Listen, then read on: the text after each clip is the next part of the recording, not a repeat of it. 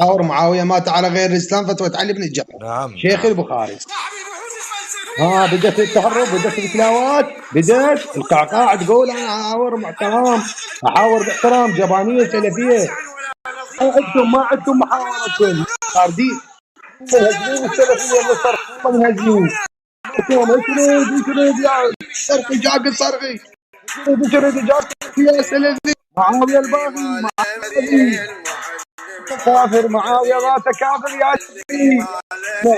معاوية مات كافر. دول حاورة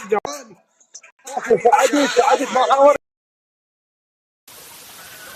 عليكم السلام ورحمة الله. ناقشون وتحاورون معاوية الذي مات على غير الإسلام فتوى علي بن الجعد الشيخ البخاري، وكذلك فتوى أحمد بن حنبل في مسائله يقول والله وكذلك فتوى أحمد بن حنبل في مسائله تقوم بأن على أبوك لا أبو حتى بس اطلع يا. عليكم ورحمة الله وبركاته.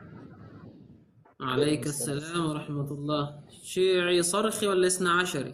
أنا شيعي وأتحداكم بمعاوية مات على غير الإسلام. يعني 12 انزل. السلام عليكم ورحمة الله وبركاته. وعليك السلام. ممكن نتناقش برواية مات معاوية على غير الإسلام فتوى أحمد بن حنبل وابن الجعد ودلويه ونقلها النيسابوري في كتابه رسائل أحمد بن حنبل. ما نقصوش مع معاوية أبدا.